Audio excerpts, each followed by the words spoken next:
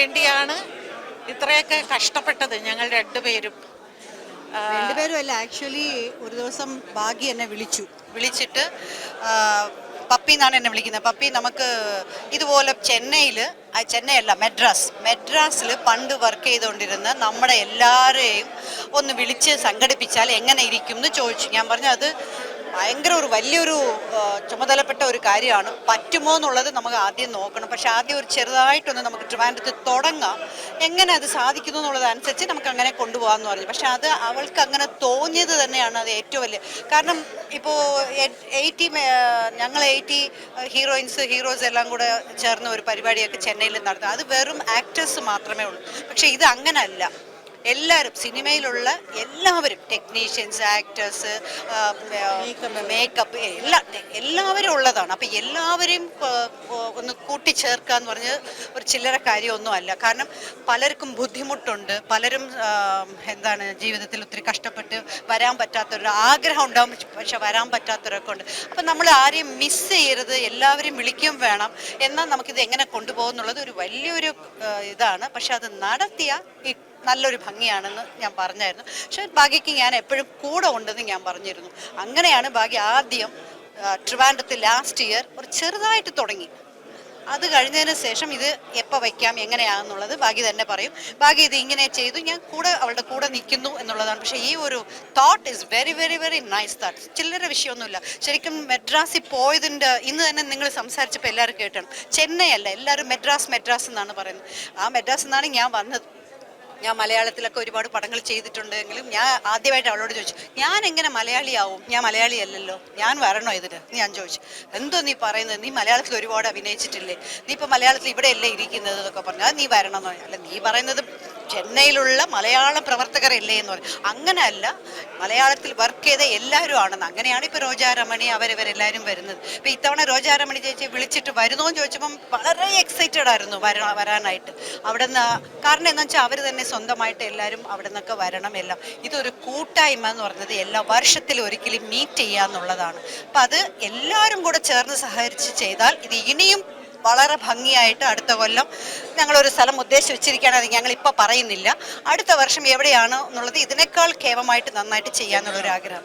ചെന്നൈയിൽ നിന്നൊന്നും തീരുമാനിച്ചിട്ടില്ല. ചെന്നൈ ആയാൽ കൊള്ളായിരുന്നു, പക്ഷേ ഒരുപാട് പേർക്ക് ഇവിടെ നിന്ന് അങ്ങോട്ട് വരാൻ പറ്റും. പക്ഷേ ശരിക്കും പറഞ്ഞാൽ എനിക്ക് ഭാഗ്യം എടുത്ത് പറഞ്ഞിട്ടില്ല, ഒരു ട്രെയിൻ ബുക്ക് ചെയ്ത് നമ്മളെല്ലാവരും ഒരിക്കലും ഒന്ന് പോകണമെന്നൊരു ആഗ്രഹമുണ്ട്. അത് നടന്നാൽ വലിയ സന്തോഷമാണ്.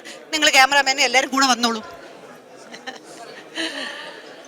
അല്ല, എല്ലാ കാര്യവും പപ്പി പറഞ്ഞല്ലോ, അത് തന്നെയാണ് അതിൻ്റെ പിന്നിലെ ഒരു കാര്യം. പിന്നെ എന്നെ സംബന്ധിച്ച് എനിക്ക് എല്ലാവരുമായിട്ടും എനിക്ക് കടപ്പാടുണ്ട്. അത് ക്യാമറാമാൻ, അതുപോലെ producer, director, makeup, sound engineer, editors, ഇവരെല്ലാവരുമായിട്ടും എനിക്ക് കടപ്പാടുണ്ട്. അതുകൊണ്ടാണ് പലരെയും അവരൊക്കെ എവിടെയാണെന്നിങ്ങനെ ഞാൻ നിരന്തരം അന്വേഷിച്ചുകൊണ്ടിരിക്കുകയാണ്.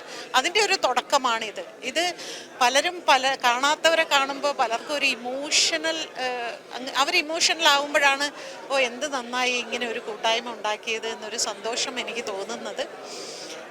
ഇതിങ്ങനെ സാധാരണ എല്ലാവരും വെറുതെ ഒരു വാട്സപ്പ് കൂട്ടായ്മയായിരിക്കും. പക്ഷെ എനിക്കങ്ങനെയല്ല. വർഷത്തിലൊരിക്കൽ ഒന്നിച്ച് കാണുക, ഒരുമിച്ചിരുന്ന് ഭക്ഷണം കഴിക്കുക, നമ്മളെ കൊണ്ട് പറ്റുന്ന രീതിയിൽ എന്തെങ്കിലും സഹായം ചെയ്യുക, അതാണ് ഈ കൂട്ടായ്മയിൽ കൂടി ഉദ്ദേശിക്കുന്നത്. ഇനിയുണ്ട് ഒരുപാട് പേര്. പിന്നെ ചിലർക്കൊക്കെ ഇത് ഇങ്ങനെ നന്നായിട്ട് പോകുമോ എന്നുള്ളൊരു സംശയമുണ്ട്. അങ്ങനെയുള്ള ചിലരൊന്നും വന്നിട്ടില്ല. ഇതിങ്ങനെ ഓരോ വർഷം സക്സസ് ആകുമ്പോൾ അവരൊക്കെ നമ്മുടെ കൂടെ, നമ്മുടെ ഷീലാമ്മ, ജയഭാരതി ചേച്ചി, ഇവരൊക്കെ വരാണ്ട്. ടി ആർ റോമിന് ചേച്ചിക്ക് അവിടെ എന്തോ ചെറിയ പ്രശ്നം, ഷീലാമ്മയ്ക്കും എന്തോ ഒരു തെലുങ്ക് സിനിമയുടെ ഷൂട്ട്, അതുകൊണ്ടാണ് ഷീലാമ്മയൊന്നും വരാത്തത്. ഇതുപോലെ ഒരുപാട് പേര് ഫോണിൽ കൂടി അവരുടെ അസൗകര്യങ്ങൾ ഇങ്ങനെ അറിയിക്കുന്നുണ്ട്. തീർച്ചയായിട്ടും അടുത്ത ട്രിപ്പിൽ കുറേ കൂടി പഴയ ആൾക്കാർ ഉണ്ടാകും എന്ന് വിശ്വസിക്കുന്നു. നമ്മൾ അങ്ങനെ ഒരു എല്ലാവരുടെ അടുത്തും ഫോഴ്സ്ഫുള്ളി നമ്മൾ ചോദിക്കുന്നില്ല. അവരായിട്ട് സ്വയം അറിഞ്ഞ് ഞങ്ങളുടെ അടുത്ത് എനിക്ക് ഇപ്പോൾ ഇത്തവണ സഹായിച്ചത് നടൻ രാജ്കുമാർ ആണ് 2 പേരെ സഹായിച്ചത് ഈ എമൗണ്ട് കൊടുത്തിട്ട്. അത് ഉടനെ തന്നെ റെഡി. അദ്ദേഹം സ്വമേധയ ഇങ്ങോട്ട് പറഞ്ഞതാണ്. അപ്പൊ അതുപോലെ ആരെങ്കിലും ഞങ്ങൾ ആരോടും ഒന്നും അതുപോലെ സീമ ചേച്ചിക്ക് വരാൻ പറ്റിയില്ല, പക്ഷെ ഞാൻ വന്നാൽ എന്ത് ചിലവാകും ഫ്ലൈറ്റിൻ്റെയോ അത് ഞാൻ തന്നേക്കാന്ന് പറഞ്ഞു. അങ്ങനെയും ഉണ്ട്, അങ്ങനെയും ആൾക്കാരുണ്ട്. പക്ഷെ ജോഷിയേട്ടൻ, അപ്പോൾ ഇവരൊക്കെ വരണം. വന്നാൽ കുറച്ചും കൂടി സന്തോഷമാണെന്നുള്ളതാണ്. ഇപ്പം ഓരോരുത്തർക്ക് നടക്കാനൊന്നും പറ്റാത്തതുകൊണ്ടാണ്. അടുത്ത വർഷം കൂടി പാർട്ടിസിപ്പേഷൻ ഉണ്ടാകും.